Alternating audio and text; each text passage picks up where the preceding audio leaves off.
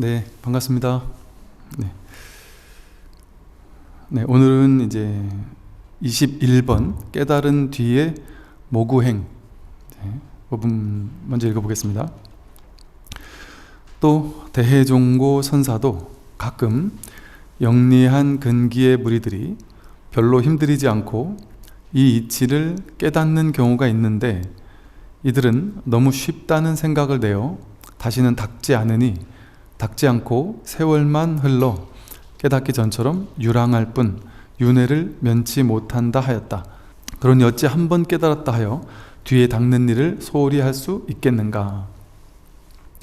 이제 대해종고 선사가 서장이라는 책에서 이제 간화선을 이제 창시하셨다 혹은 주창하셨다, 이렇게 우리가 알고 있죠. 이 대해종고 선사가 하신 말씀이에요. 가끔 실제 이런 사람들이 주변에 있습니다. 영리한 근기에 꼭 영리하다고만 할 수 없는 것 같아요. 이게 꼭 영리하고 안 하고 상관없이 이게 인연이 어떻게 잘 맞으면, 인연이 참 잘, 영리하지 않은 분이라 할지라도 인연이 잘 맞는 사람들은, 혹은 아주 큰 고통 속에 있던 분들도 그럴 수 있고, 하여간 어떤 근기의 사람들, 무리들이 별로 힘들이지 않고 이 이치를 깨닫는 경우가 있어요.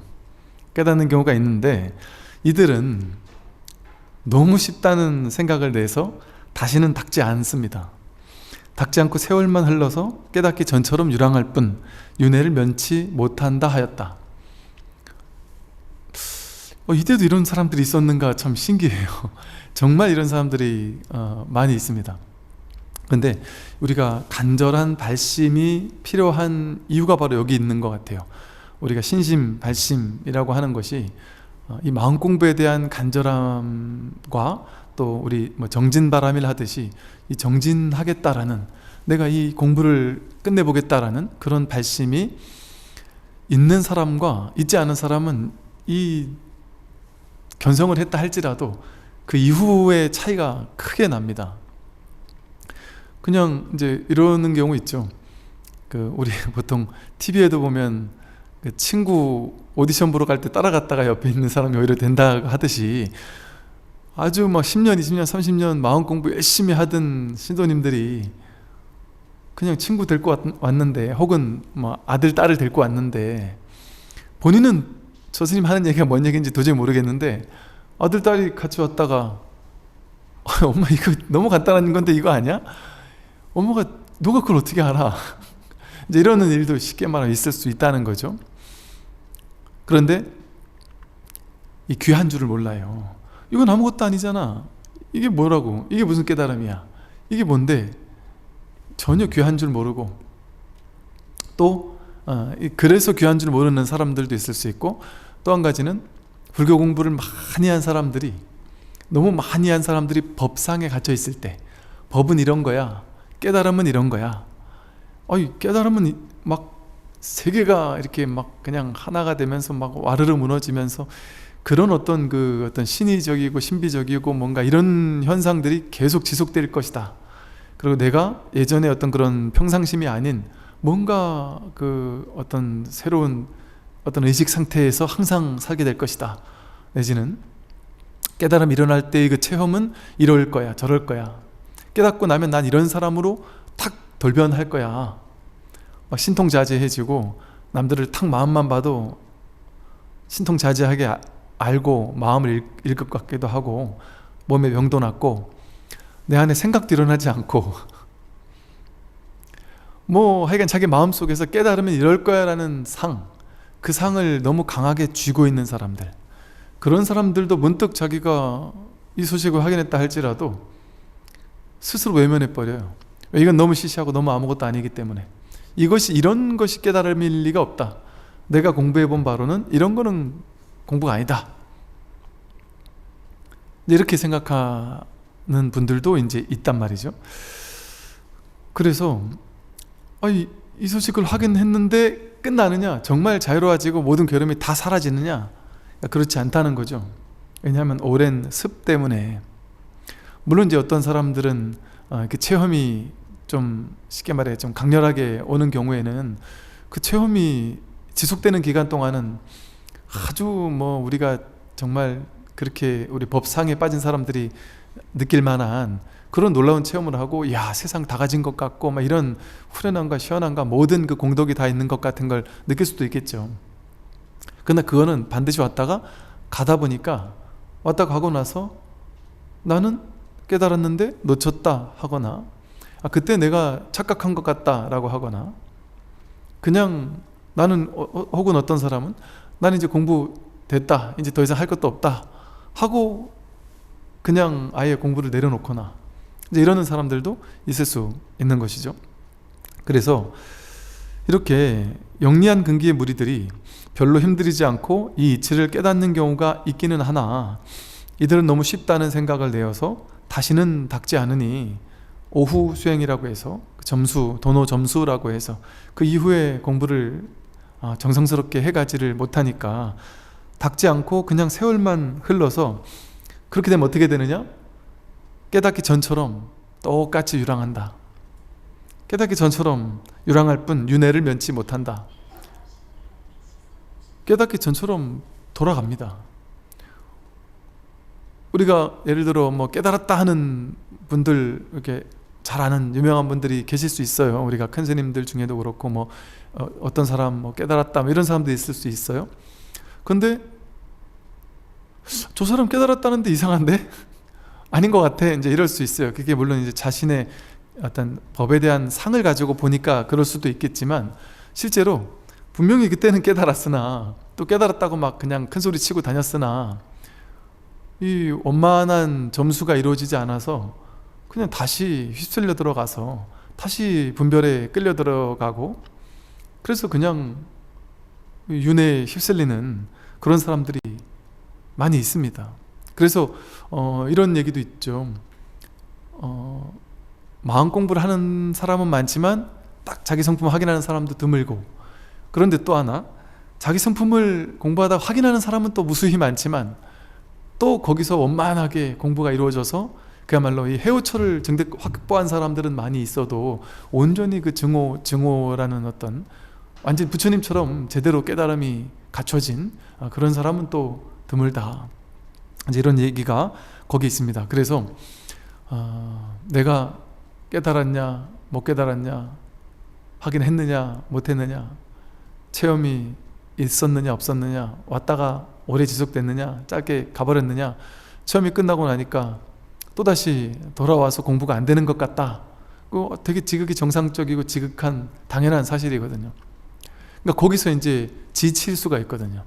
지치고 놔버리고 힘들고, 내가 되겠나, 이게 우리 로또 당첨되듯이 내가 딱 견성만 하면 모든 게 끝날 줄 알았는데 오히려 더 힘들다는 사람도 있을 수 있어요.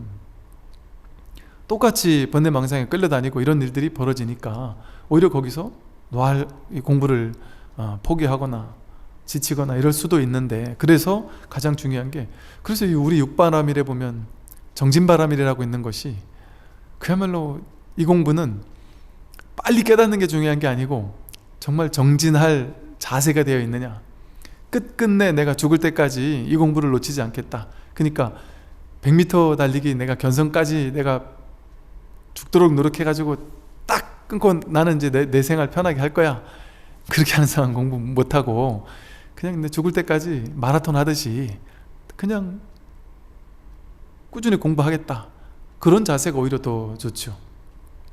그래야 욕심도, 공부에 대한 욕심도, 대부분 보살님들 중에도 자기 뭔가 성품을 확인했다 하는 분들이 공부하다가 확인했다는 사람들 잘 없어요.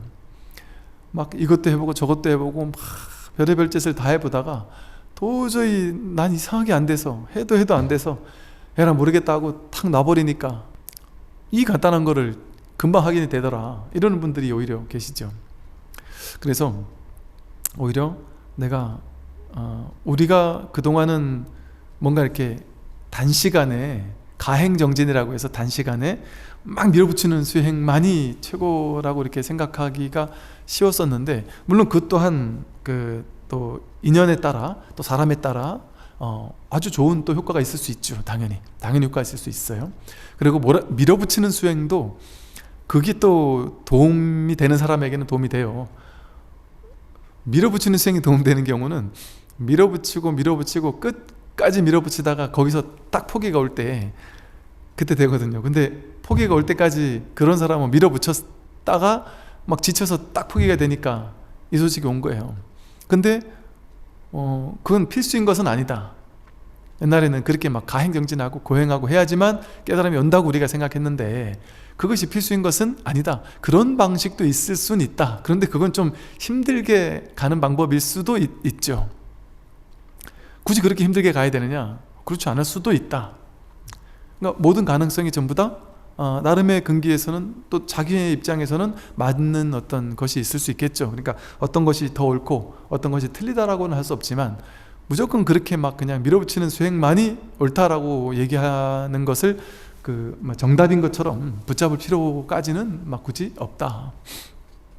그러나 제일 핵심은 어느 순간 밀어붙인다 할지라도 밀어붙이다가 지쳐가지고 나가 떨어져서 그 다음엔 포기하는 것보다는 꾸준히 내가 정말 죽을 때까지 정진바람일로 꾸준히 내가 하겠다, 놓치지 않겠다. 근데 딴 건 몰라도 난 이 공부 내 인생에 가장 중요한 공부라는 확신이 있으니 이거보다 중요한 공부가 어디 있어요. 나를 만나는 공부인데 진짜 내가 누군지를 밝히는 공부고 괴로움에서 벗어나는 공부이니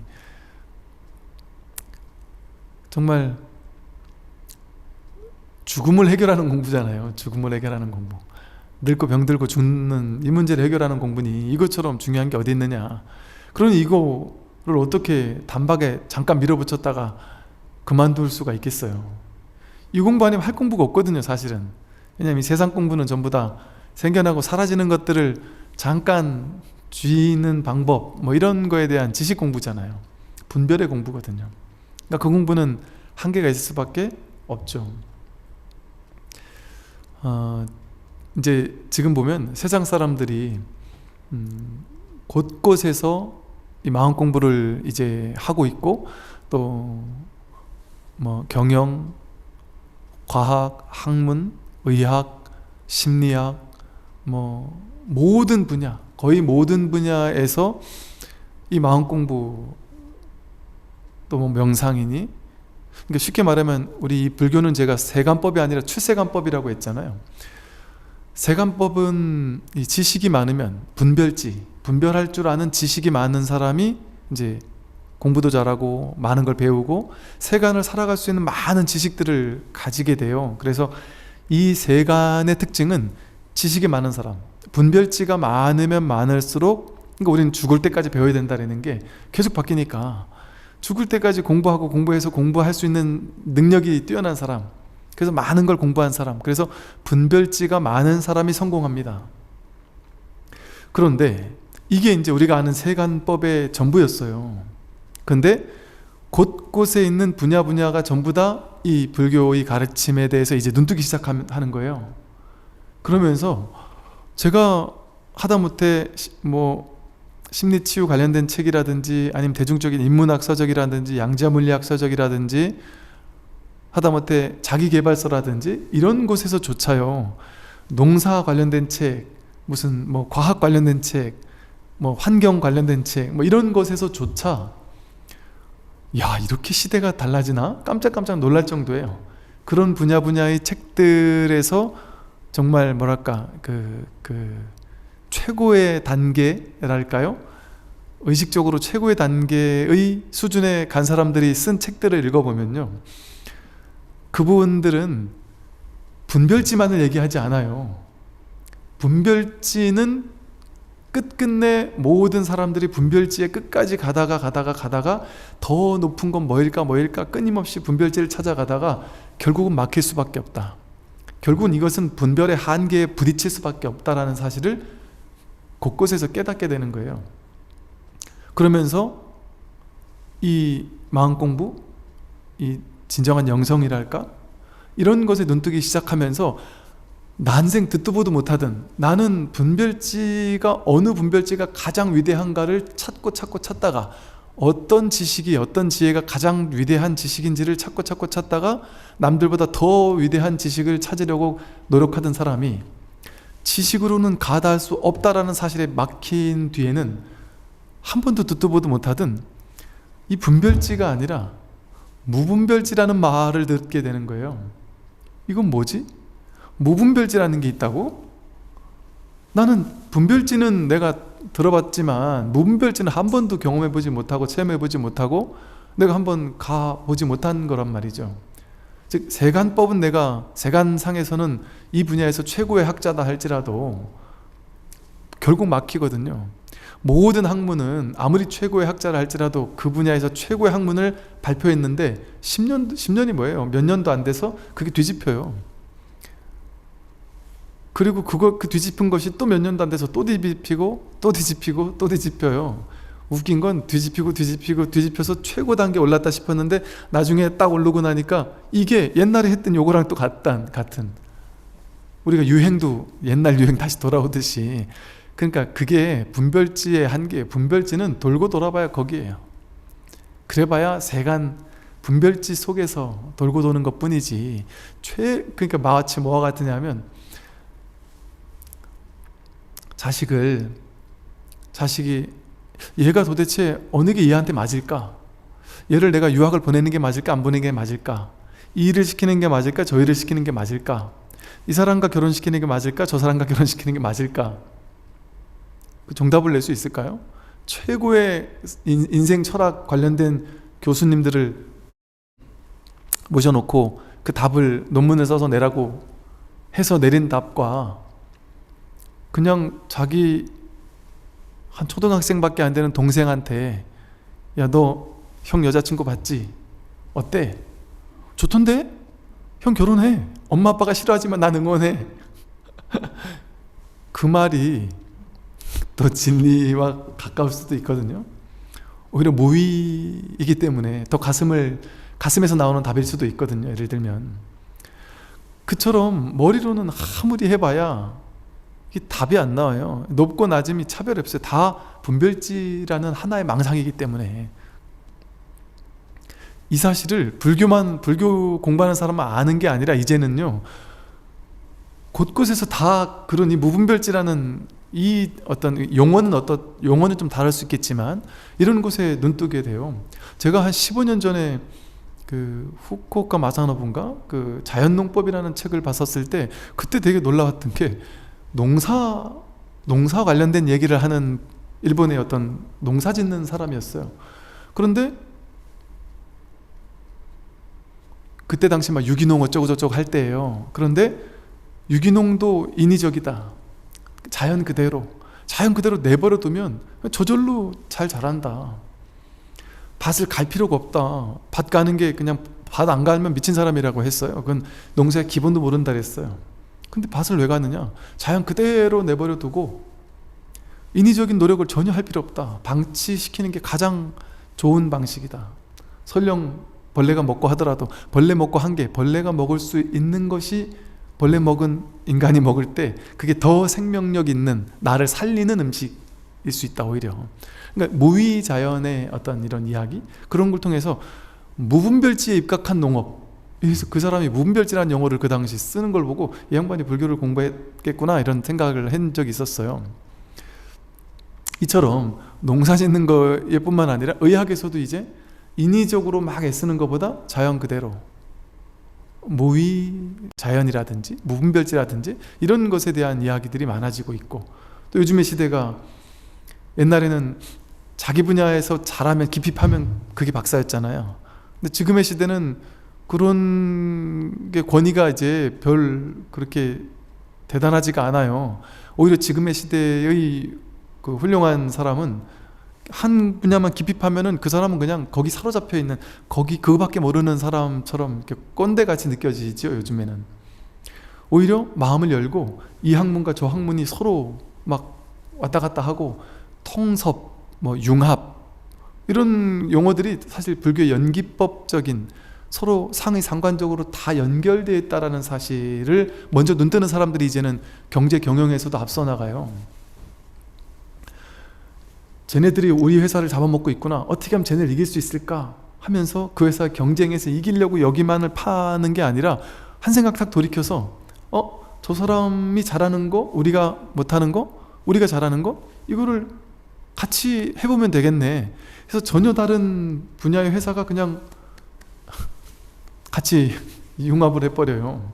그래서 새로운 시너지를 만들어내고, 우리나라 태권도와 뭐 국악이 만나고, 이런 뭐 다양한 어떤 이런 서로 상의 상관성, 서로의 연결성. 옛날에는 이 분야와 저 분야를 벽을 치고 살았다면 이제는 네 거 내 거가 정해져 있지 않은, 서로 완전히 열고 하나가 되는, 분별의 지식만을 옳다고 고집하는 것이 아니라 분별을 내려놓고 마음을 여는, 그러니까 분별이 깨지는 거예요. 분별이 깨지니까 마음이 열리고, 마음이 열리니까 이것과 저것에 대한 벽이 사라지는 거예요.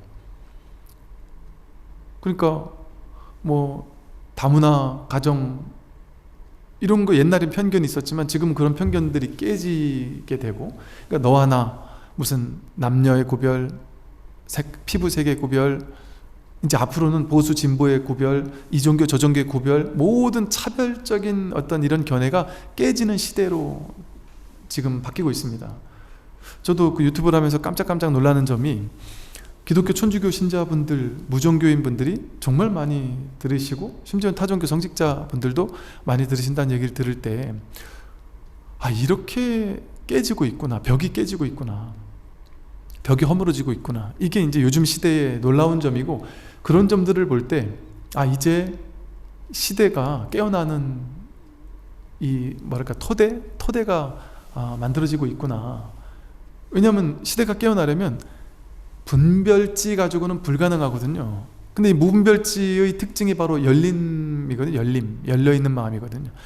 네 거 내 거 나누지 않고, 내 것만이 옳다고 어떤 벽을 치지 않고, 견해에 취하지 않고, 그게 그러니까 머무는 거잖아요. 머무는 거. 진정으로 불이법을 깨달아야 머물지 않고 마음을 내게 되거든요. 어느 한 가지에 머물지 않고 마음을 낼 줄 알아야 통합, 융섭, 연기법적인 지혜가 열리게 돼요. 그렇게 되었을 때 이제 이 공부의 기본 자질이랄까요? 완전히 열려있는, 어디에도 갇혀있지 않은 그런 어떤 자유로운 의식, 그런 것들이 이제 열리게 되고, 그런 어떤 바탕 위에서는 이제 놀라운 속도로 빠르게 이 부처님 가르침, 마음공부, 이 불이법, 이 법이 우리 여러분 10년 전에 스마트폰 없었어요. 10년, 10몇 년 전에도 없었어요. 제가 20년 전에 홈페이지를 했지만 그때 불교계 홈페이지 하는 곳이 없었습니다. 이번에 홈페이지를 다시, 우리 이제 목탁 홈페이지를 지금 준비 중이에요. 오픈 준비하면서 저도 감회가 새로운데, 그렇게 생각하니까 20년 전 처음 목탁설의 홈페이지 열 때 홈페이지라는 게 잘 없었구나. 그때 막 천리안 이랬었거든요. 그러니까 인터넷으로 사람을 모았더니 전부 다 20대였어요. 그때 모인 사람들이. 불과 10년, 20년 만에 이렇게 시대가 확 바뀌었구나. 이렇게 빠르게 바뀌어가는 시대에서 이제 이 언론이나 인터넷이나 유튜브나 이런 걸 통해서 전 세계적으로 이 마음 공부가, 이 법이 그냥 실시간으로 전파를 타고 저 인도 아프리카 꼴짜기까지도 전해지는 그런 시대, 이 놀라운 시대를 우리가 이제 우리 두 눈으로 목도하고 있는 거예요. 앞으로 어떤 일이 일어날지 정말 놀랍지 않을 수가 없어요. 2500년 전에 석가모니 부처님께서 1000년 전에 임재 조주, 마조, 황벽, 조계, 해능 스님께서 유튜브 속에 나와서 막 법을 편다고 생각해 보세요. 그것을 전 세계에 있는 모든 사람들이 듣는다고 생각해 보세요. 벌써 제가 10년 전에 히말라야 5000고지에 가서 카톡을 보낸 추억이 있으니까요. 그런 시대가 앞으로 이제 도래합니다. 그리고 그런 시대가 도래하기 위해서 그 저변이 준비가 지금 착착 되고 있구나라는 이런 다 망상이지만 이런 생각들이 들 때가 있어요. 요즘에 사회를 보면 정말 곳곳에서 이 공부가 이게 받아들여지는 거예요.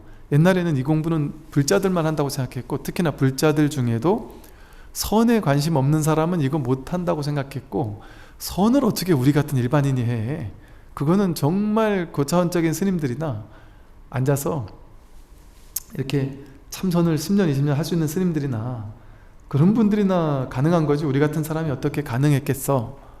이렇게 생각했었거든요. 근데 이제는 그런 것들이 모든 사람에게 열리고 있구나.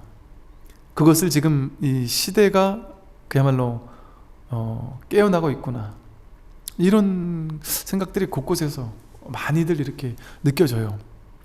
그래서 참 이 공부를 한 발이라도 먼저 하는 아마 우리들이 앞으로는 이제 그 많은 사람들의 그 깨어남이랄까, 그들의 어떤 괴로움의 소멸을 우리가 함께 나누고, 먼저 우리 괴로움을 해결하고, 그리고 그들의 괴로움을 소멸시켜주는 이제 그런 시대.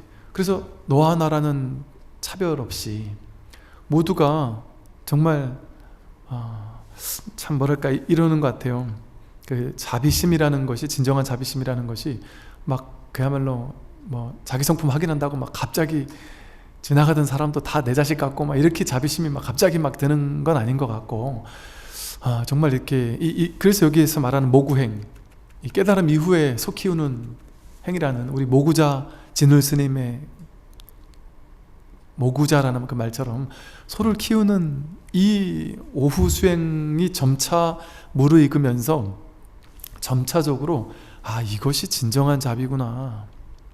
정말 있는 그대로를 있는 그대로 허용해 주는 것, 그 사람들의 다름을 다른 사람들에 대해서 그대로 허용해 주는 것, 다르다고 해서 내 말이 맞고 넌 틀렸어 라고 이렇게 하고 네 편 내 편 나눠서 내 편으로 편입시키도록 노력하는 거, 그게 자비가 아니구나.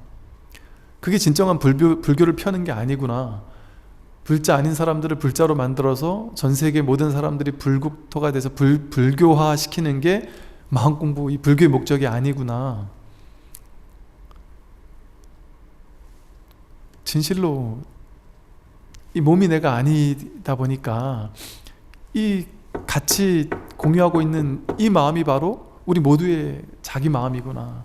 자기구나, 자기. 이 개성이라는 거는 우리가 만든 허망한 망상이지, 이 눈앞에 있는 이 툭 트인 허공이 이 공적영지한 이것이 진정한 나구나. 그러니 이 나의 자리는, 이 자기의 자리는 어떻게 너네가 있을 수가 있느냐.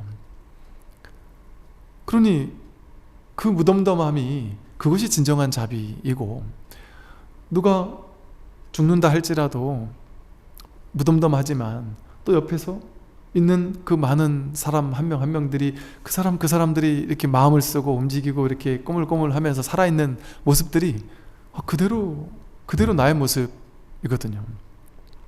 그러니까 이런 어떤 지혜가 성숙하게 되면 저절로 우리가 이 세상을 위해서, 또 내 주변에 있는 사람들을 위해서, 또 내가 할 수 있는, 또 자기답게 자기만이 할 수 있는 어떤 작은 베품, 나눔, 또 괴로움의 소멸을 위해서 자기가 할 수 있는 것들을 하게 됩니다. 그래서 모두가 이제 깨어나면서 모두가 자신의 괴로움을 해결하고 조금씩 다른 사람들의 괴로움에도 내가 관심을 가지면서 그들의 괴로움을 해결해 주기 위해서 내가 무엇을 할 수 있을까를 모두 다 이렇게 자연스럽게, 그런 마음들이 일어나는 그런 시대가 앞으로 우리 미래에 온다고 생각해 보세요. 너와 나라는 벽도 없고 이 종교 저 종교라는 벽도 없고, 그러나 그 종교 저 종교, 뭐 이 사람 저 사람, 보수 진보, 뭐 그 사회는 그대로 유지될 거예요.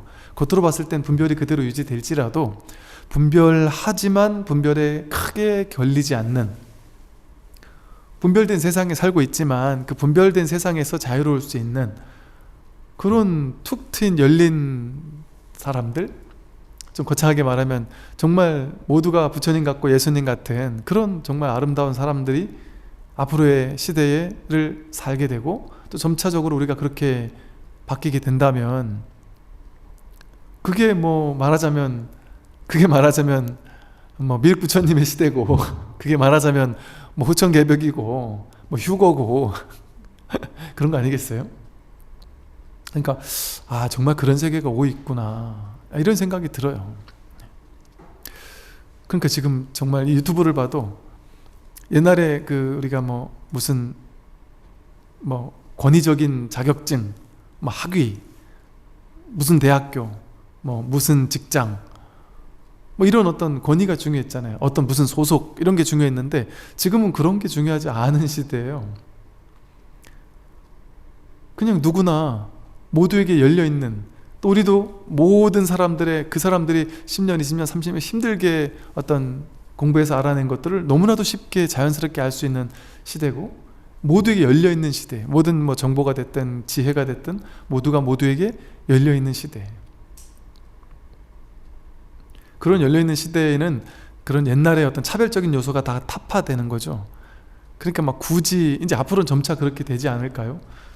뭐 굳이 학벌, 뭐 어떤 뭐 이런 다양한 게 차별들, 이런 요소들이 깨지는 시대인 거가 사실 되게 놀라웠던 점 중에 하나가, 제가 이제 그 군 생활을 이제 마감하면서 내가 이제 종단이 아닌 그냥 우리 선배 법사님들과 함께, 스님들과 함께 몇몇 분들이 이렇게 그냥 소속되어 있는 이제 이게 사단법인의 소속으로, 어찌 보면은 옛날 방식으로 보면 적도 없는, 종단도 없다라고 볼 수 있는 상황일 수도 있죠.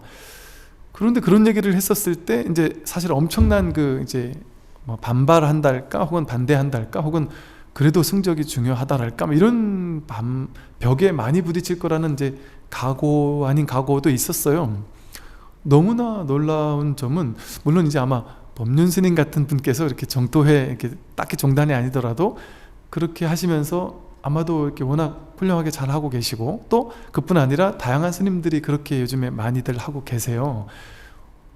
요즘 약간 이게 트렌드인가 싶을 정도로 많이들 그렇게 하시다 보니까 그런 것도 있겠지만, 단 한 명도 거기에 대해서 뭐 쉽게 말해 시비 거는 사람이 없을 뿐 아니라 너무나도 그 응원을 하시고 막 찬탄을 하시고, 심지어는 이렇게 좀 나름의 권위적인 곳에 있는 분들까지도 그런 게 무슨 소용이 있느냐, 그런 차별에 무슨 소용이 있느냐, 정말 그런 그 것들을 보면서, 물론 아직까지도 이제 너무 이렇게 좀 이렇게 제한되어 있는 이런 견해를 가진 분들은, 그렇지 않은 분들도 계시겠지만, 시대가 정말 열리고 있구나, 그런 어떤 차별적인 요소들이 이제는 뭐랄까 그 이제 불이법이라는 어떤 진실 앞에서는 힘을 잃는 이제 그런 시대이구나. 옛날 같으면은 뭐 가당치도 않았던 일들일 수 있겠지만 지금은 이렇구나. 제가 언뜻 듣기로요, 그 어떤 큰 대형 강당, 뭐 큰 체육관 같은 걸 이제 뭐 관리하시는 분 하시는 말씀이, TV에도 한 번도 본 적도 없고 유명하지도 않은, 아주 유명한 단체도 아닌 개인 20대 그것도 초반밖에 안 되는 그냥 애가 하나 찾아와가지고 강당을 빌린다고 하길래, 야 이거 비싸다 그랬더니, 하루를 빌린다 그래서, 이거 너 하루에 이거 얼마나 비싼 줄 아느냐, 엄청 비싸다 했더니, 개의치 않으면서 빌린다고 해서 깜짝 놀랐는데, 이 친구가 그 큰 강당에다가 어마어마하게 한 그 설비비를 들여가지고 막 빔 프로젝트에서 막 엄청난 걸 들여서 막 설치를 하더래요. 그래서 얘가 미쳤나, 전 뭐 하는 애지? 전혀 이름도 없고 전 처음 보는, 그리고 생긴 것도 그냥 허름해 보이는 애가 그러길, 이런 일을 처음 겪어보는 거에 너무 당황했다는 거예요. 그 설비비만 해도 막 몇백만 원, 천여만 원 들 것 같더라는 거죠.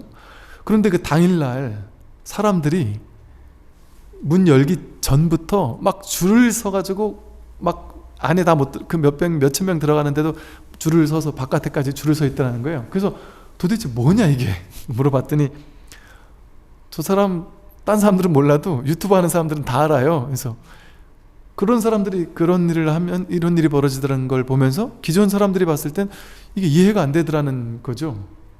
그러니까 이처럼 이제는 그 사람을 보니까 학벌이 있는 것도 아니고 학교도 그냥 다니다가 말았고 특별한 뭐 경력 이런 것도 일체 없는 거예요. 근데 거기 그 사람의 한마디 한마디에 10대 20대들이 열광을 하더라는 거죠. 연예인에게 열광하는 것보다도 오히려 더.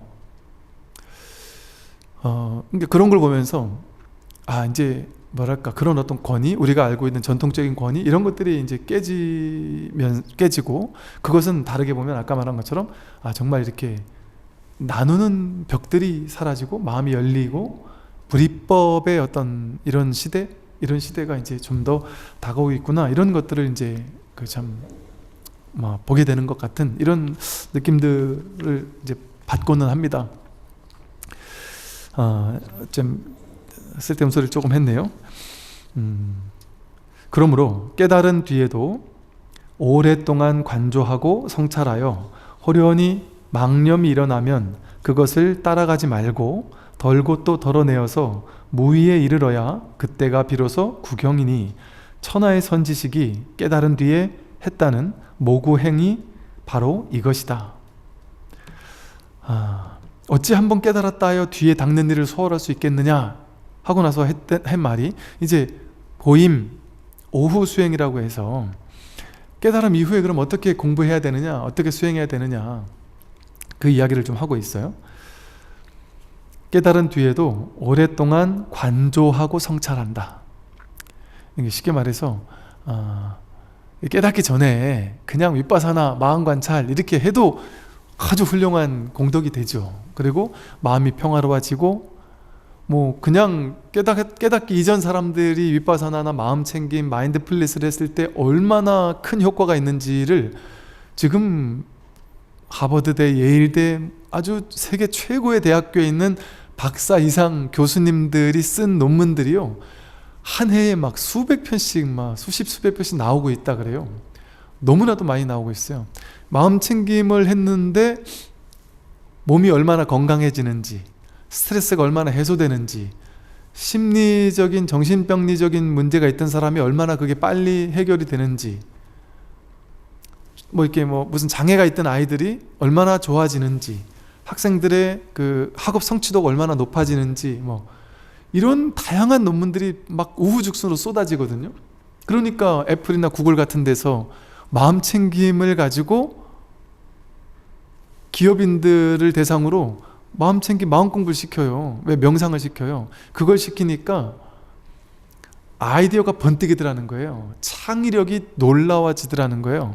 마음이 고요해지니까 생각에서 우러나온 창조가 아니라 생각 너머에 불이법, 무분별지에서 나오는 생각으로는, 우리 범부 중생의 생각으로는 가 닿기 어려울 만한 그냥 확 초월해버리는 아이디어들이, 번뜩이는 아이디어, 창발성 같은 것들이 놀랍게 나오더라는 거죠. 명상을 통해서. 이처럼 깨닫기 전에도 마음 챙김을 하고 명상을 했더니 이렇게 놀라운 일들이 벌어지더라는 거예요. 그런데 이 깨닫기 전의 수행은 아무래도 좀 힘든 게 있어요. 윗바사나를 하고 명상을 하는 건 좋은데, 요즘 윗바사나를 가르치고 명상을 가르치는 많은 사람들이, 많은 스승이라는 분들이 좀 벽 아닌 벽 같은 거에 이렇게 좀 있는 점들이 뭐냐 하면, 이 좋은 명상을 배우고 싶다고 기웃거리는 사람은 너무 많은데 정말 진지하게 이거를 끝까지 한번 내가 밀어붙여 보자 하고 수행을 하는 사람은 그렇게 많지가 않아서, 참 이게 참 힘든 지점이다, 이렇게 말씀들을 하시곤 해요. 이게 이제 뭐랄까, 일반 중생들이 이 명상을 다 관심은 가지지만 이게 명상을 통해서 막 확 바뀌기는 조금 어려운 지점이 있어요. 그러니까 오히려 요즘에 그냥 마음 치유니 무슨 다양한 어떤 집단 상담, 다양한 프로그램이니 심리학 같은 곳에서 하는 어떤 이런 프로그램들이 때로는 오히려 더 빠른 치유가 일어난다고 하는 수도 있고요. 또 심지어는 어떤 좀 들어보지도 못한 다양한 명상, 희한한 명상 프로그램들이 많은데 그런 곳에서 도움받다는 사람들이 오히려 더 많을 수도 있다는 말도 조금은 이해가 될 정도란 말이죠. 그런데 그렇게 빨리빨리 되는 것보다 정말 조금 더디더라도 이 바른 명상도 명상의 이름으로 너무 오염된 명상들, 내지는 오염까지는 아니더라도 좀 그 방편에 치우친 명상들이 너무 많아요. 부자 되는 명상, 뭐 되는 명상, 뭐 되는 명상하는 이런 것들도 방편 차원에서 나쁘지 않으나 결국에는 이제 본질로 돌아와야 되는 거죠. 그런데 제가 지금 들고자 하는 말은, 이 선이 좋은 점이 뭐냐면, 이 선불교가 좋은 점이 뭐냐면, 저도 옛날에 윗바사나 마음 엄청나게 했었죠. 화딱지가 나서 하도 아무리 해도 이게 그냥 탁 지적이 없으니까 화딱지도 나고 막 별의별 그런 것들을 겪었고 또 그런 도반들을 워낙 많이 봐왔죠. 그런데 제가 이렇게 많은 분들을 공부하는 많은 분들을 봐오다 보니까 이 선을 통해서 진짜 선은 우리가 알고 있듯이 막 좌선 해가지고 막 밀어붙이는 그게 진짜 선이라기보단 그건 이제 후대에 나온 선이에요. 초기에 선에 활발했던 선은 앉아서 좌선하는 선이 아니었어요. 법문도 딱 깨닫는 거예요. 어떤 법문? 직진심 법문. 이 진울 스님의 이런 수신결 같은 직진심 법문 듣다가 바로 그냥 말끝에 깨닫는 거예요. 어나데오라고 해서 말끝에 깨닫는 거예요. 그냥 무심하게 그냥 멍하게 듣다가 깨달아요. 그런데 놀라운 점은 깨닫고 나면 이 위파사나가 저절로 되는 측면이 놀랍게 있단 말이에요. 그냥 저절로 돼버려요. 그냥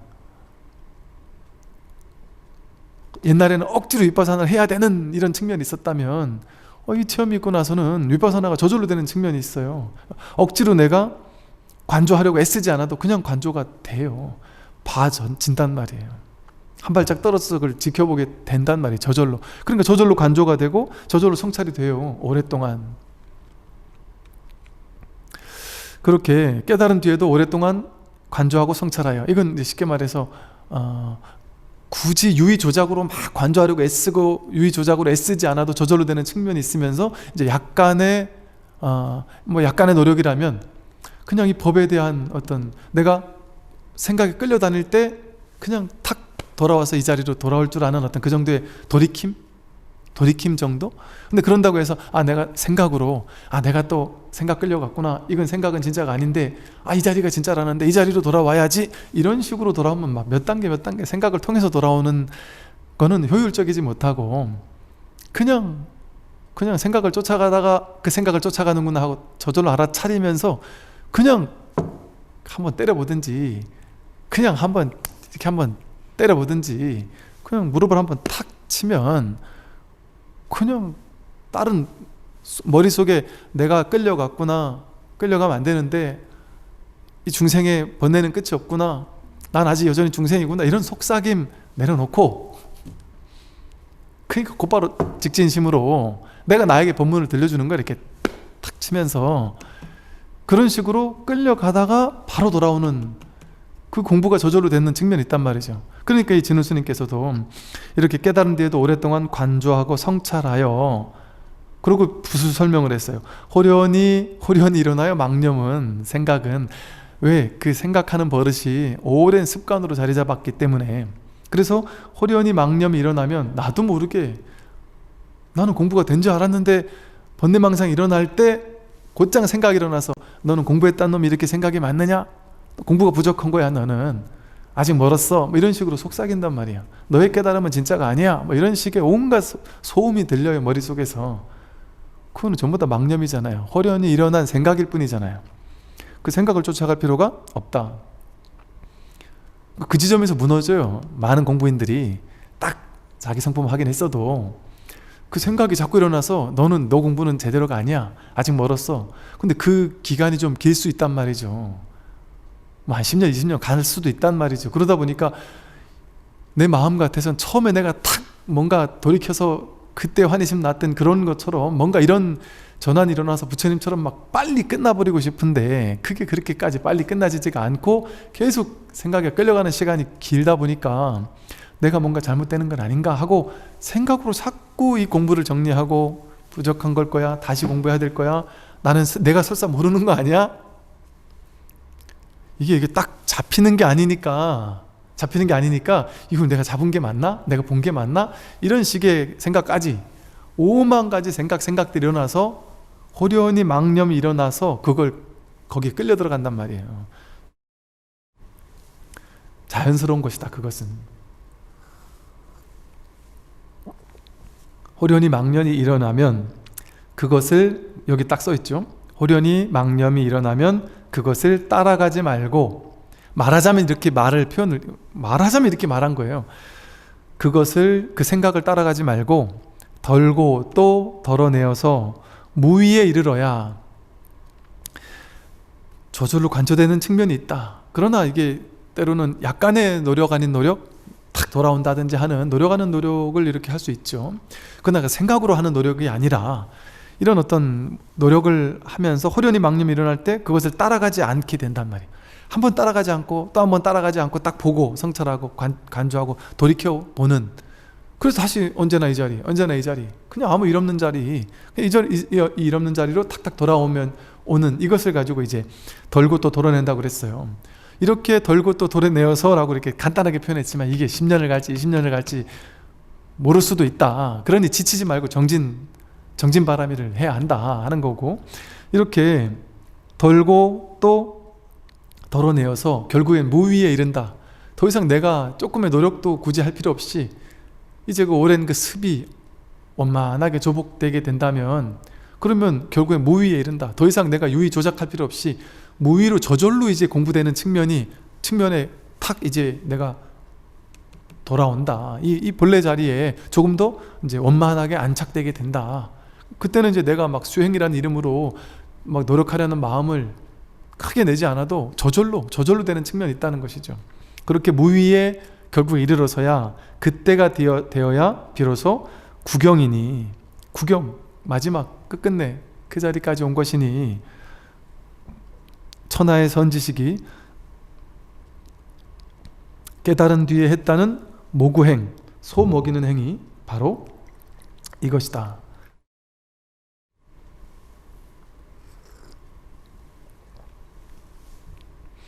천하의 선지식들이 하는 행위 바로 이 공부다. 비록 뒤에 닦는다고는 하지만 망념이 본래 공하고 마음의 성품이 본래 청정한 것임을 이미 먼저 깨달았기 때문에 악을 끊는다고 하지만 끊음이 없고 선을 닦는다고 하지만 닦는 것이 없으니 이것이야말로 참다운 닦음이고 참다운 끊음이다. 이렇게 깨달은 뒤에 모구행이라는 것은, 보임이라는 것은 먼저 깨달았기 때문에 악을 끊는다고 하지만 따로 악을 끊는다라는 뭐 그런 생각이 따로 있는 것이 아니고, 또 선을 닦는다고 하지만 따로 내가 선을 닦는다 하는 그런 게 따로 있는 수행이 따로 있지 않다. 선이다 악이다 하고 막 따로 이렇게 끌려가지 않는다. 이것이야말로 진정한 닦음이고, 그러니까 닦음 없는 닦음이다. 함이 없는 함이다. 그러니까 수행법이 어떻게 될까요? 이제부터 어떤 방법으로 수행하면 될까요? 이런 질문할 때 크게 할 말이 없는 거예요. 그냥 삶을 사는 것이 공부니까. 그게 닦음 없는 닦음이 되는 것이거든요. 내가 열심히 잘 닦는다 하면 닦는 방법을 알려주면 그 닦는 방법에 또 아래를 틀고 안주해서 거기 머무르게 된단 말이죠. 그건 중도의 수행이 아니다. 그러므로 온갖 행을 다 닦지만 오직 무념으로 종지를 삼는다 하였다. 온갖 행을 다 닦지만 행을 다 해요. 할 거 다 한단 말이에요. 수행도 하고 일반적인 삶의 행위도 다 하고 할 거 다 하지만 오직 무념으로 종지를 삼는다. 생각 다 해요. 근데 생각하지만 생각이 일어난 바가 없다. 무념이다. 그게 진짜 무념이에요. 생각이 없는 게 무념이 아니고, 생각이 일어났으나 그 생각의 뿌리가 공하다라는 사실에 내가 딱 안주하고 있을 때, 딱 서 있을 때, 그게 진정한 무념이지, 생각이 일어나지 않는 것이 무념이 아니다. 깨달고 나면 생각이 일어나지 않아야 할 거야. 그거는 법상이에요. 법에 대한 상이에요. 깨달은 사람은 생각이 일어나지 않겠지. 법문하시는 스님들 법문 들어보시면은 그렇게 얘기하던가요? 깨달았다라는 스님들 법문 들어보면 깨달았는데 나는 생각 죽을 듯이 일어난다. 오히려 그렇게 얘기를 한단 말이에요. 그게 정직한 얘기예요. 죽을 듯이 일어나요. 일어난단 말이죠. 일어나지 않는 것이 법이 아니다. 일어나지만 또 때로는 끌려갈 수 있겠죠. 그러나 공부하는 과정에서는 또 끌려가지만 또 끌려가더라도 또 돌아오는 어떤 자기가 돌아올 자리, 이 자리가 확보가 되다 보니까 자꾸 그 자리에 이렇게 익숙해지고 안착하고, 근데 그러는 공부가 이제 되는 것이겠죠. 규봉스님도 먼저 깨닫고 뒤에 닦는 선호 후수의 뜻을 총괄하여 다음과 같이 말씀하셨다. 이 성품은 원래 번뇌가 없고 무료의 지혜와 성품이 본래 갖추어져 있으니, 이 성품은, 이 자기라는 성품은 원래 여기는 번뇌가 없어요. 원래 번뇌가 없다. 본래 번뇌가 없고 무루 때가 끼지 않는다. 때가 없다. 때가 흘러나올 만한 그런 막 번뇌 망상 때가 없단 말이에요. 때 낄 곳이 없다. 무루 때가 없는 지혜와 성품이 본래 갖춰져 있으니, 누구에게나 본래 다 갖춰져 있다. 깨달으나 깨닫지 못하나 똑같이 갖춰져 있다. 그러니까 내가 깨달았다 해가지고 어깨 힘 딱 들어가는 사람은 전혀 깨달음을 모르거나 깨달은 상에 빠져가지고 있거나, 오히려 이런 얘기를 하죠. 내가 30년을 추구해왔던 깨달음이 정말 이거란 말이에요? 왜 허탈해? 그러면서 실망을 한단 말이에요. 왜? 나는 깨달아서 뭐 대단한 게 되고 싶었는데 깨닫고 보니까 이런 젠장, 나한테만 있어야 되는데 이게 다 있고 다 쓰고 있단 말이에요. 누구나 어리석은 무지몽매한 중생조차, 심지어 나쁜 짓을 하는 범죄자조차 이걸 써서 범죄를 하고 있더란 말이죠. 완벽하게 누구나 갖추고 있더라. 그러니 어떻게 높고 낮음이 있을 수 있어요? 깨닫고 깨닫지 못한 사람이 있을 수 있어요? 전혀 그런 차별 없어요. 어떻게 남녀가 있을 수 있고, 공부 많이 한 사람, 적게 한 사람이 있을 수 있고, 깨달은 사람과 깨닫지 못한 사람이 있고, 성품을 확인한 사람과 확인하지 못한 사람이 따로 있고, 불교, 기독교가 차별이 되고, 승속이 차별이 되고, 비구 대처가 차별이 되고, 이종단 저종단이 차별이 되고, 이종교 저종교가 차별이 되고, 보수와 진보가 차별이 되고, 아무런 차별이 없어요. 그냥 똑같이 갖춰져 있다. 근데 갖춰져 있다 이렇게 이 얘기를 참 많이 하니까, 제가 늘 책에 사인 내줄 때도 삶은 이대로 안전합니다 이렇게 계속 해주니까, 이제 어떤 분들은 그런 얘기 할 수 있죠. 어떻게 갖춰져 있다고 할 수가 있느냐. 나쁜 짓 하는 놈들도 있고. 막 그 말도 막 그 입장에서는 이해가 되는 말이지만, 이 입장에서는 갖춰져 있는 게 맞아요. 진짜로.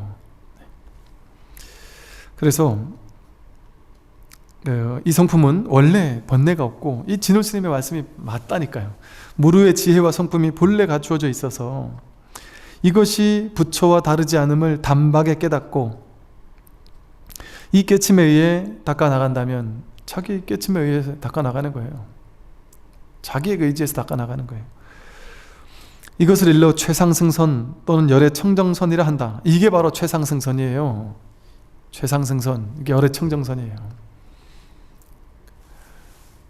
뭐 어떤 선만이 최상승선이다 이렇게 얘기하지만, 진울 스님의 말씀이잖아요. 이게 최상승선이에요. 이게 이렇게 공부하는 게 최상승선이다. 열의 청정한 선이 바로 이것이다. 만약 순간순간 닦고 익히면 저절로 점차 백천삼매를 얻을 것이니, 순간순간 닦고 익히게 되면 저절로 점차 100,000가지 삼매를 얻게 됩니다. 달마 문화에서 전해 내려온 것이 바로 이 선이다 하였다.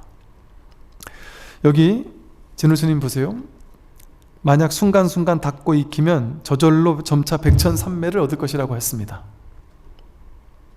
이 뒤에도 이제 계속해서 이 후반부로 가면 정해가 무엇인지가 나옵니다.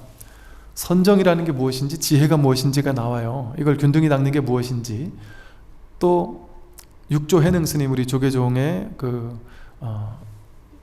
어떤 육조 스님이 바로 그 조계 해능 스님이시죠. 해능 스님도 선정에 대해서, 선정을 닦아서 이렇게 삼매를 얻는 것에 대해서 어떻게 말씀하신지가 나와요. 근데 여기서도 보세요. 백천삼매를 점차 얻는다 이랬어요. 이 선을 하는데 백천삼매를 얻는다 이랬어요. 근데 이제 그런 질문하는 사람들이 많아요. 이제 공부를 많이 하는 분들도 계시다 보니까, 이 공부를 많이 하신 어떤 보살님 중에 한 분이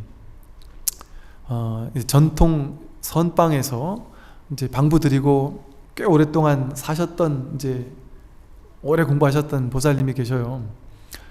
근데 이제 그분이 그 공부를 하다가 답을 낼 수가 없다 보니까 이제 그냥 그거 딱 그만두고 그냥 본문만 듣다가 이 소식이 오고 나니까 너무나 자유로워지고 너무나 일이 없이 너무나 정말 이게 행복하게 이제 편안하게 이렇게 참 공부를 하고 있는 거예요.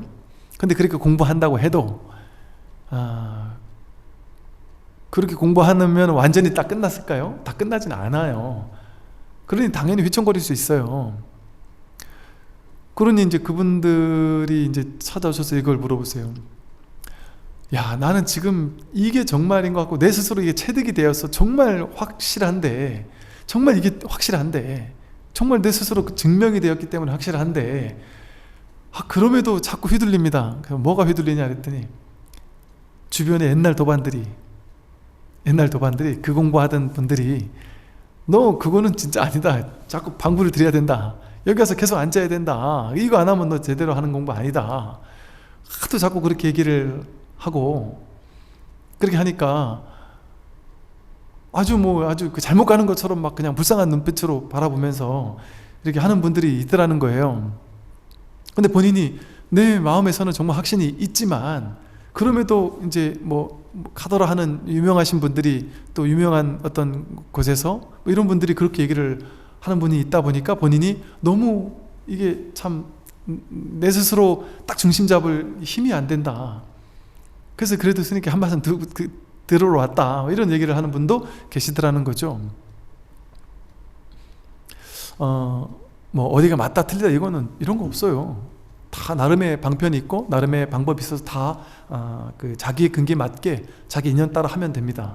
그런데 제가 드리는 말씀은 제가 하는 말만이 맞다라는 게 전혀 아니고, 이 가능성도 있다, 그 가능성도 있고 이 가능성도 있고, 윗바사나의 가능성도 있고 가나산의 가능성도 있고 조사선의 가능성도 있고, 또 뭐라고 이름 지을 수 없는 공부의 가능성, 왜 본질적인 중도적인 안목만 바르게 갖추고 있다면 어떤 공부도 바르게 갈 수 있단 말이에요. 그리고 또 어떤 분들도 이런 질문들을 하세요. 나는 이제 선정을 또 많이 하는 이런 단체 하다 보니까 거기서는 너 그렇게 하는 건 그건 선정 아니야, 그렇게 해서는 깨달을 수 없어, 그거는 견성을 해봐야 그거는 초선정도 안 돼, 해봐야 잘 쳐줘야 초선정밖에 안 돼, 그거 해가지고 공부 안 돼, 이거는 선정을 닦아가지고 1선, 2선, 3선, 4선 4선 8정을 구차재정을 제대로 닦아가지고 가야만 공부길에 갈 수 있는 것이지, 그런 식으로 하면 안 된다, 이렇게 얘기하는 분도 계시단 말이죠. 그건 그거대로 또 옳을 수 있겠죠. 전 제가 안 가봤으니까 모르겠어요.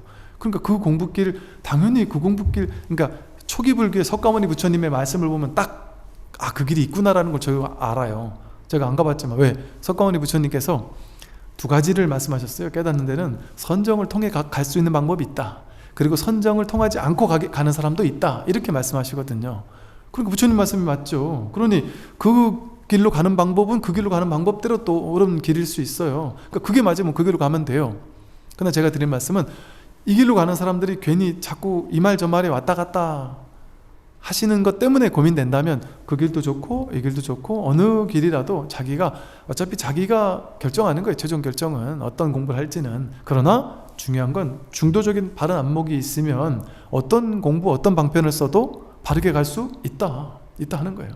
그래서 육조 해능 스님도 그렇게 말씀하셨는데, 어떤 진짜 경전에도 나와요. 경전에서는 다 뭐라고 나오냐면, 선정을 통해서 1선정, 2선정, 3선정을 체험해서 삼매를 체험하는 것, 그것만이 삼매가 아니다. 진짜 삼매는 육조스님 일행삼매라고 하는 것은 이렇게 선정을 닦아서 삼매를 체득하는 그 삼매가 아니에요. 자기 성품을 확인하고 나면 늘 일거수일투족이 그대로 삼매예요. 모든 행동 하나하나가 전부 다 오로지 하나의 진실에 입각한, 일불승이라고 하는, 일진법계라고 하는 하나의 진실에 입각한 그런 삶이 돼서 길을 걷는 것이 삼매고, 생각하는 것이 삼매고, 하루하루 삶을 사는 것이 그대로 삼매가 돼요. 그러니 백천삼매죠. 그게 하루하루 낱낱의 모든 행위가 전부 다 일행삼매니까 그게 하나의 삼매가 돼버리는 거예요. 그 백천가지가 곧 하나가 된단 말이에요. 그게 백천삼매고 그게 일행삼매거든요. 그러니 이 여기서 조사선에서 말하는 이 삼매는 그런 선을 닦아가지고 얻는 일선전, 이선전 그 삼매를 얘기하는 게 아니고 그냥 삶 속에서 늘 있는 그 삼매를 얘기하는 거예요. 이 진울 스님께서 말씀하신 삼매는 바로 그 삼매다. 그러니까 이런 어떤 어록 같은 것들을 보면서 우리가 이제 공부를 할 수 있는 것이 이런 길이 있을 수도 있고 또 저런 길이 있을 수도 있구나. 이 길이 적절한 사람은 내가 좌선을 통해 어떤 선정 삼매를 이렇게 증득하고 그 길이 정말 나에게 맞는 길이라고 하는 사람들은 이제 그 길로 가면 되는 거죠. 그럼 그 길에 또 스승님들이 많으시니까 또 선을 또 인연이 되셔서 나는 이게 또 맞다 하는 분들은 이 길로 가면 되죠. 또 이 길에 나름대로 이 길의 장단점들이 있거든요. 이 길의 장점은 참 쉽죠. 근기 상관없이 누구나 뭐 하라는 거 없고 애써서 뭐 이렇게 유의 조작하는 게 따로 없다. 그러니까 선의 초기 이런 조사 스님들의 말씀을 들어보면 정말 이렇게 공부를 하셨구나. 정말 뭐랄까 이렇게 공감한달까요? 그런 것들이 너무 커요. 그래서 이럴 수 있는 또 공부의 길이 있구나. 이제 이런 가능성에 대해 이렇게 공부를 우리가 이 공부에서는 이제 하고 있으니까 여기를 한번 귀담아 좀 더 보겠습니다. 그러므로 도노와 점수의 이 이치는 마치 수레의 두 바퀴와 같아서 하나라도 빠지면 안 된다. 이번에 22번 망상을 없애려 애쓰지 말라 하는 부분입니다.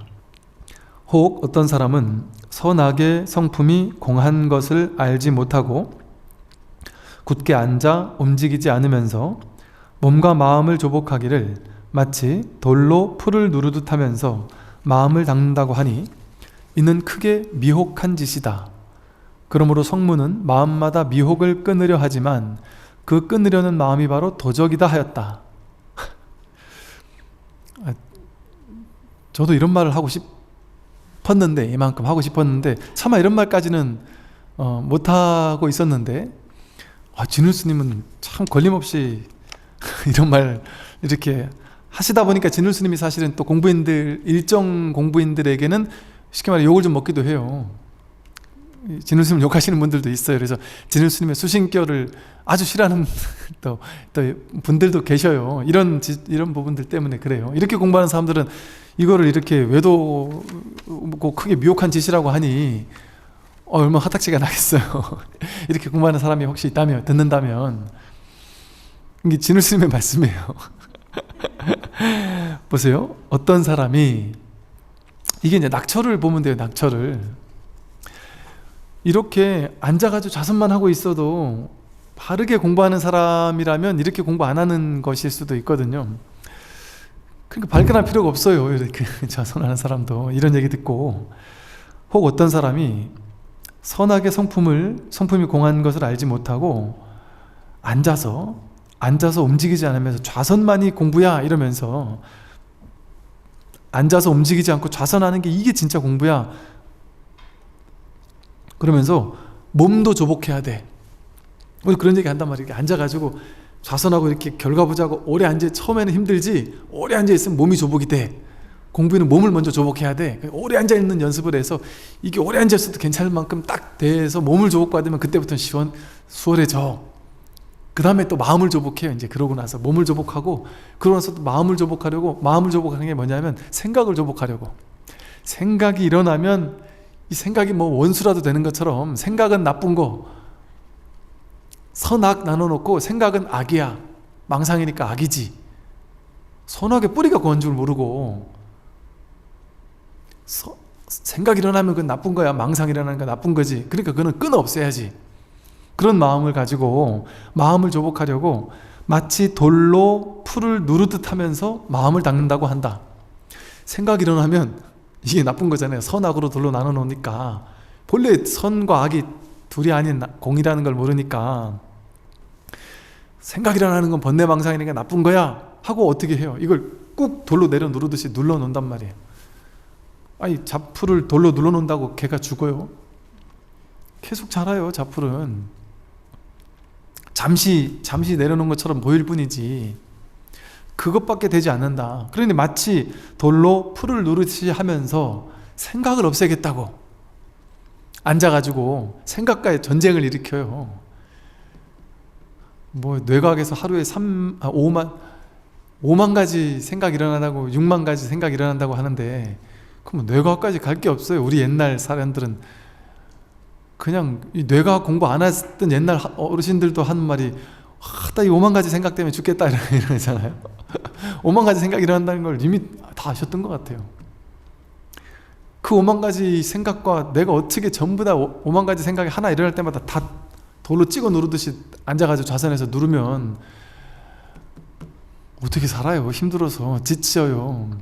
저도 옛날에 윗바사나 하러 공부 다녔을 때 이렇게 해야 이 공부인 줄 알고서 앉아서 공부를 하니 피곤해서, 이게 힘들고 피곤해서 못 살겠더라고요. 이게 진짜 깨어있으려고 피곤해가지고 힘이 들어가가지고, 이게 제가 잘 공부를 못했으니까 그랬겠죠. 공부 잘하는 분들은 안 그렇게 하겠죠. 근데 저는 이런 줄 알았어요. 그래서 마치 돌로 풀을 누르듯이 하면서 마음을 닦는다고 하니까 100점 100패 자꾸 실패하는 거예요. 완전히 이게 성공하는 날이 잘 없더라고요. 그러니까 야, 나는 이 공부에 자질이 없나 보다, 수행에 자질이 없나 보다, 자꾸 기죽고 풀죽고. 그런데 진울 스님의 말씀을 보니까 속이 다 후련한 거예요. 이는 크게, 그것도 조금도 아니고 크게 미혹한 짓이다. 성문은 마음마다 미혹을 끊으려 하지만 여기서 성문이라는 거는 그냥 소승, 공부를 좀 잘못하는 사람, 이런 것의 대명사처럼 대승불교에서는 소승불교를 약간 좀 이렇게 폄하하잖아요. 그 소승불교를, 즉 여기서 성문성이라는 거는 소승불교, 그 당시 말하면 쉽게 말하면 부파불교, 너무 현학적으로 자기만 공부하려 하고, 부파불교는 이게 대승불교처럼 막 일체 중생을 구제하려고 안 하고 당신들끼리 교학만 파고 있는 이런 불교였잖아요. 그러니까 그런 사람들을 통칭해서 그냥 성문이다 이렇게 하면 그냥 어리석은 공부인 이런 식으로 그냥 알아들으면 돼요. 그래서 성문은 마음마다 미혹을 끊으려 하지만 그 끊으려는 마음이 바로 도적인 줄 모른다. 이 번뇌망상을 돌로 찍어 눌러가지고 끊으려고 하지만 그 끊어지느냐 말이죠. 끊으려는 마음, 그 마음이 바로 어리석은 도적인데, 그 마음이 바로 어리석은 도적이다라고 하였다. 경전에도 이렇게 말씀하셨다는 거죠. 다만 살생하고 도둑질하고 음행하고 거짓말하는 것이 성품으로부터 일어난 것임을 확실히 관찰한다면 일어나도 일어남이 없는 것이다. 이런 말은 좀 조심스럽게 해야 돼요. 아무에게나 공부인이 아닌 사람한테 이런 얘기 했다가는, 그래? 내가 살생하는 것도 성품이 하는 거야? 성품에서부터 일어난 거네? 그럼 나 살생해도 되네? 막 이런 식으로 또 어리석게 생각하는 사람은 이런 본문 들으면 안 되는 거죠. 그런 사람에게 하는 얘기가 아니에요. 이 얘기는 진짜 공부인들에게 하는 얘기예요. 그러니까 이런 얘기가 막 욱하고 막 마음이 일어난 사람은 아직 지금 이 공부할 때가 아니에요. 아직 이제 기초부터 다시 공부 시작해야 되는 사람들이니까 다시 빽해서 기초부터 공부하시면 된다.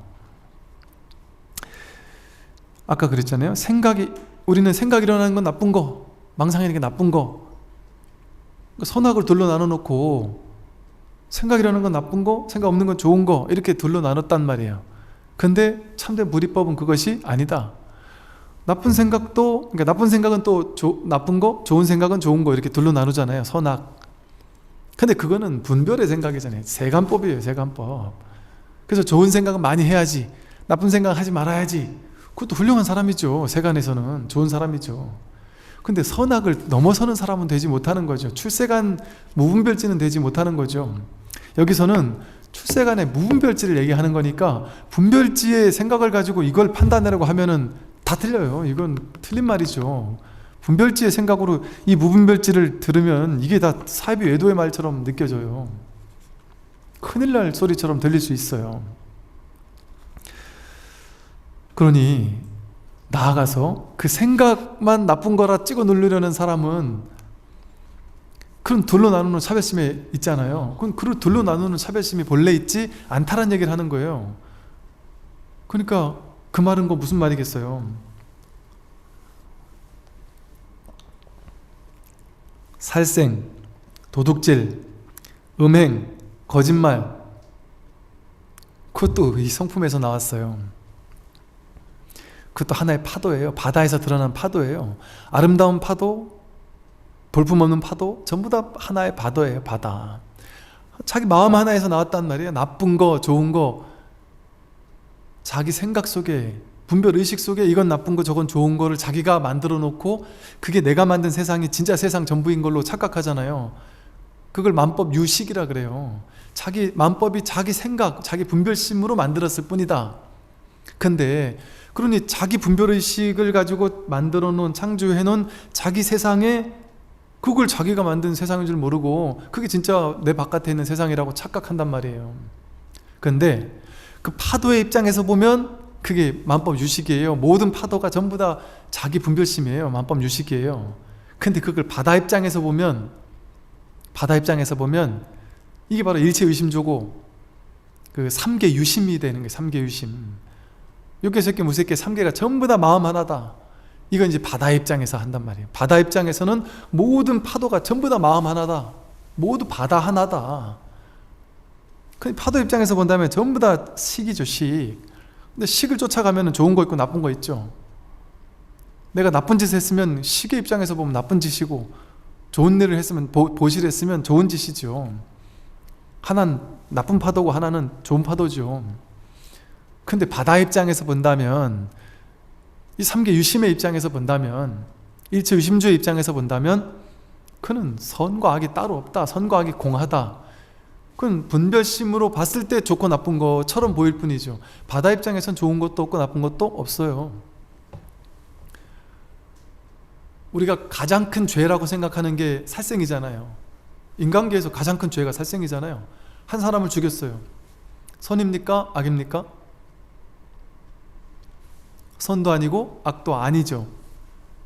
그 자체는 선도 아니고 악도 아니에요. 폭풍우가 몰아쳐서 몇 사람이 죽었어요. 그럼 폭풍우가 살인마라서 다시는 그 살인마를 나타나지 않게 해야 될까요? 다시는 비바람이 내려오지 않도록 해야 될까요? 그럼 우린 다 죽는데요? 폭풍우가 사람을 죽인 살생을 한 게 그런 나쁜 놈인 게 아닙니다. 그냥 자연스럽게 인연 따라 일어나야 할 일이 일어났고, 마침 그 사람은 쉽게 말해 자신의 인연이 이때까지인 거라서 그 인연으로 그냥 이 생을 달리했을 뿐인 거예요. 한 사람을 죽인 사람을 살인마라고 하면서 이제 철창에 가두죠. 우리 욕을 하죠. 근데 우리 역사 속에 보면 막 10만 명, 5만 명, 심지어 30만 명을 죽였다. 중국 30만 명을 머리 써가지고 막 물에 쓸려 내려가게 죽게 한 그분을 가장 위대한, 우리 나라를 지킨 가장 위대한 위인으로, 가장 훌륭하신 분으로 추앙을 하고 존경하고 사랑하고 존중하죠. 한 명 죽인 거 살인마처럼 하면서 30만 명 죽인 건 사실은 이 본성 입장에서는 중국 사람이나 한국 사람이나 똑같은 사람이잖아요.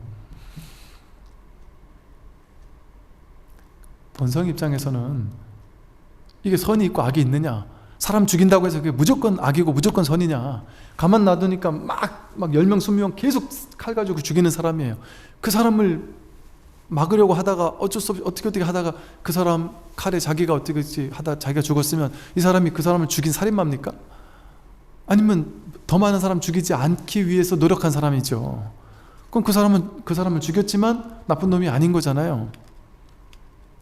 그러니까 살생이라고 해서 무조건 나쁜 건가요? 아니면 좋은 건가요? 선도 아니고 악도 아니에요. 그냥 파도예요, 파도. 바다 위에서 일어난 파도예요. 본질의 입장에서 본다면, 하물며 삶의 모든 것들이 다 마찬가지죠. 내가 이 여인을 막 이렇게 터치했다. 그러면은 감옥에 들어가요. 이렇게 이제 함부로 만졌다. 그런데 고소했다. 그럼 감옥에 들어가죠.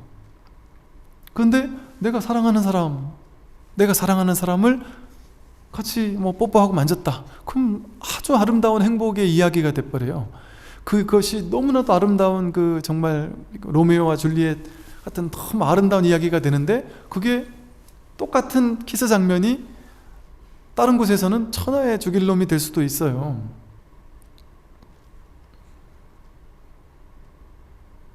인연 따라. 이놈이 이래 나쁜 놈인 줄 모르고 했다가 나중에 보니까 나쁜 놈이었다 하면 그때 좋았던 감정, 그때 인연에선 좋았고 저때 인연에선 나쁘고 이런 것일 뿐이지 절대적인 실체라는 게 뭐가 있겠어요. 이처럼 세상의 모든 일은 좋은 것도 아니고 나쁜 것도 아니죠.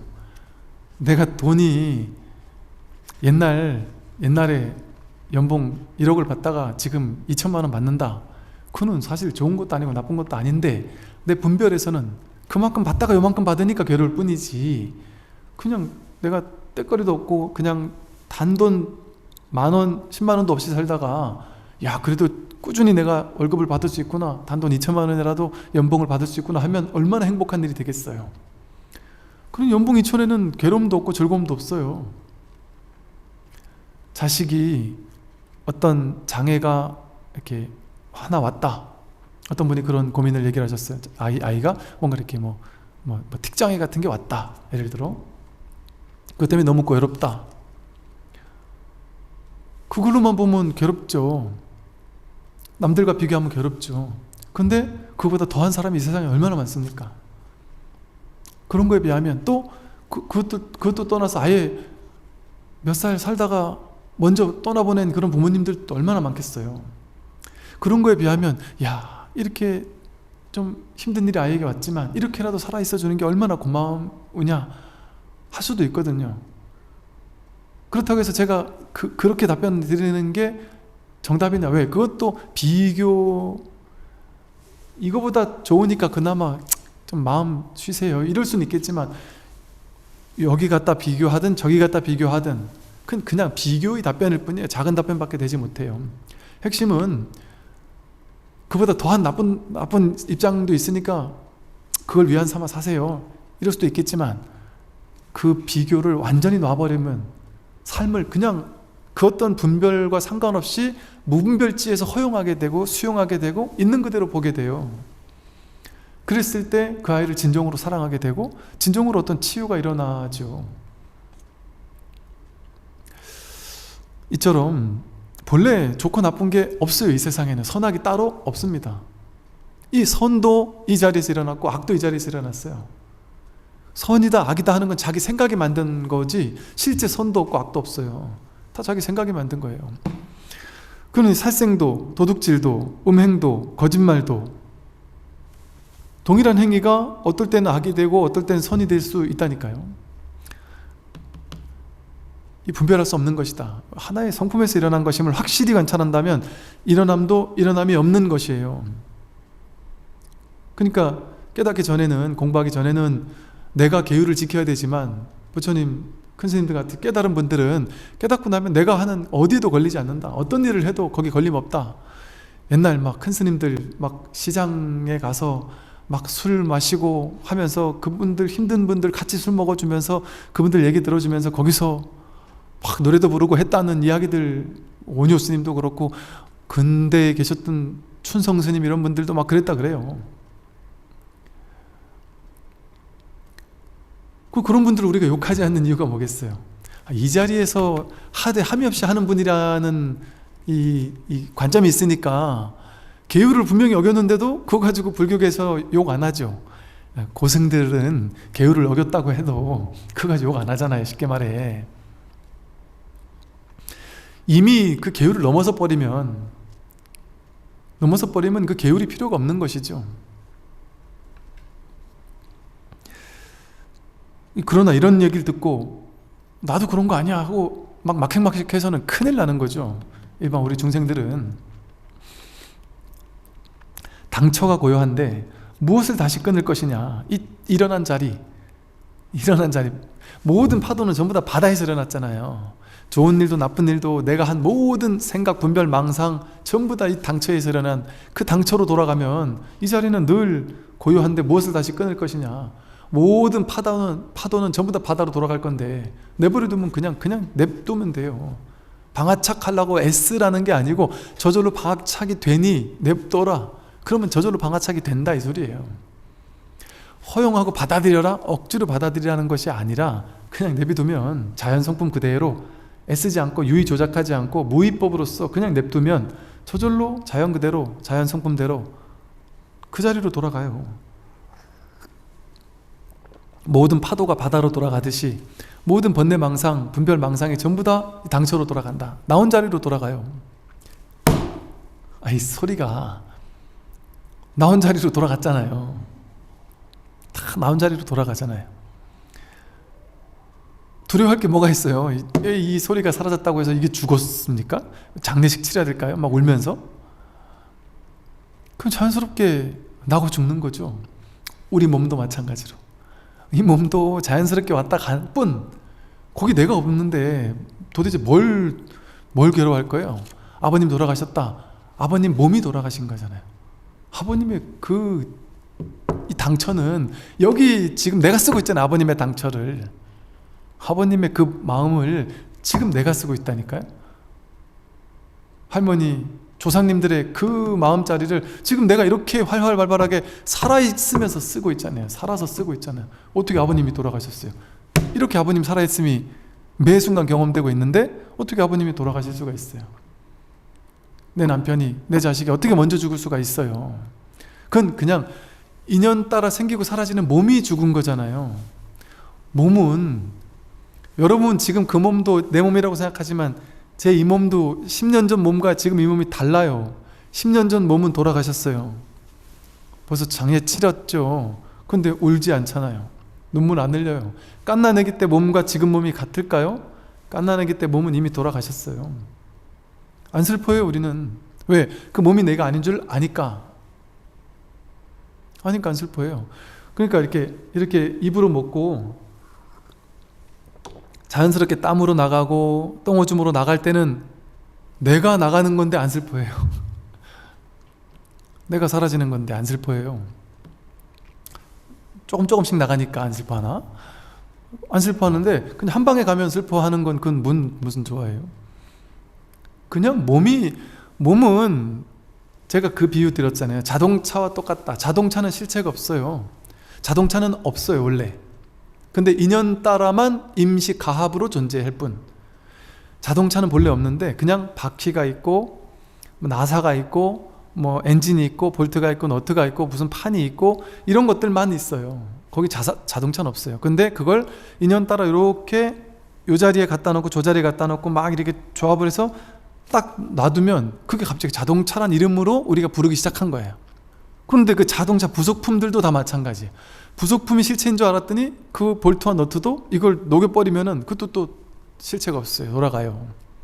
그러니까 자동차라고 이게 여기 와 있을 때 자동차 보세요. 손가락에 실체가 이건 여기에 무슨 아무것도 없잖아요. 근데 뭐 이렇게 하면은 사랑한다고 생각하니까 기분 좋아졌다가 이게 손가락 중에 4개 손가락을 내리면 중간에 손가락만 놔두고 4개 손가락을 내리면 발끈하고 화를 낸단 말이에요. 이 손가락은 욕도 없고 사랑도 없어요. 이 손가락은 그냥 손가락일 뿐이에요. 근데 괜히 이 손가락에 내가 손가락 몇 개 접었다고 욕이라고 그냥 얘가 인연 따라 접었다 폈다 했을 뿐인데 이건 욕도 아니고 사랑도 아니에요. 이것과 똑같이 자동차는 본래 없죠. 그 인연 따라 잠시 갖다 놓은 걸 자동차라고 이름 불렀을 뿐이지. 근데 우린 자동차라고 착각하는 것처럼 이 몸도 마찬가지죠. 느낌, 생각, 감정, 의지, 의식 전부 다 실제 그거라고 할 만한 게 없어요. 인연 따라 잠깐 그렇게 인연 가합으로 있는 것처럼 착각될 뿐이죠. 그러니 그게 바로 생사해탈이에요. 그러니 이 당처자리가 본래 고요한데 무엇을 다시 끊을 겁니까? 그러므로 생각이 일어남을 두려워하지 말고 다만 깨달음이 늦을까를 두려워하라고 하였고, 또 생각이 일어나면 곧 깨달아라, 깨달으면 곧 없다라고 하였다. 생각이 일어나고 망상이 일어나면 그걸 두려워하지 말고 다만 그 망상을 알아차림이 더딜까를 두려워해라. 생각이 일어나면 그냥 생각에 이렇게 끌려다니는 거는 알아차리지 못한 거죠. 근데 생각이 이렇게 끌려가다 말고 생각을 탁 끌려가고 있구나 하는 걸 알아차리면 다시 돌아올 수 있단 말이죠. 다시 생각이 원래 나온 자리, 당처 자리로 딱 돌아올 수 있단 말이죠. 그러니 이 알아차림, 깨달음, 이 생각이 일어났다라는 걸 알아차리고 이 자리로 돌아오는, 그걸 걱정할지언정 생각이 일어난다고, 망상이 일어난다고, 괴로운 일이 일어난다고, 이런저런 사건이 일어난다고 그걸 두려워할 필요는 없다. 그게 본래 공하다라는 사실을, 본래 그냥 공한 이 당처 자리에서 나왔기 때문에 본래 선도 없고 악도 없다, 좋은 것도 없고 나쁜 것도 없다라는 사실을 자각하는 게 더 중요하다. 그러니까 우리 인생이, 내 인생이 행복해, 내 인생이 괴로워, 내가 힘들어, 내가 괴로워, 왜 내 뜻대로 안 될까? 그거는 다 파도일 뿐이에요. 파도일 뿐, 망상일 뿐이에요. 그걸 걱정할 필요는 없다. 내가 돈이 많아, 돈이 없어, 자식이 잘 됐어, 못 됐어, 남편이 잘 됐어, 못 됐어, 내가 원하는 대로 됐어, 안 됐어, 그걸 걱정하지 말라는 거예요. 그건 전부 다 생각일 뿐이니까. 공부인은 뭐를 걱정해라? 그 생각에 또 끌려가는지 안 끌려가는지. 끌려갔으면 그냥 다시 돌이켜서 여기 또 생각에 끌려갔구나, 내가 가난하다는 생각에 끌려가서 휘둘렸구나, 내가 또 성공 실패라는 생각에 끌려가서 휘둘렸구나 하는 그걸 알아차림, 그 깨달음이 더딜까, 그걸 오히려 걱정해라. 그러니 세상은 전부 다 자기 생각이잖아요. 성공 실패 자기 생각이죠.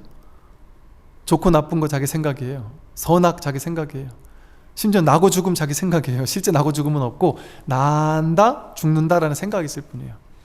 늙고 병들고 죽는다, 미래, 과거 전부 다 생각이에요. 생각. 그 생각은 걱정할 필요가 없어요. 두려워할 필요가 없어요. 근데 우리는 전부 다 생각을 걱정하고 두려워하죠. 그걸 알아차림이 더딜까를 두려워하는 게 아니고, 그 생각에 쫓아다니니까, 생각이 진짜 나라고 여기니까, 내가 실패하면 어쩌지? 내가 망하면 어쩌지? 내가 남들에게 욕먹으면 어쩌지? 내가 늙고 병들고 죽으면 어쩌지? 하는 그 생각을 쫓아다니니까 괴롭단 말이에요. 그런데 생각이 일어남을 두려워할 것은 없다. 다만 그것을 알아차리는 마음, 그걸 깨닫는 마음, 그것이 더딜까를 두려워해라. 그건, 그 생각은 전부 다 허상이니까. 오늘은 처음으로 22번 중간에 이제 마치도록 그렇게 해야 되겠네요. 오늘 여기까지 하겠습니다. 선물하십시오.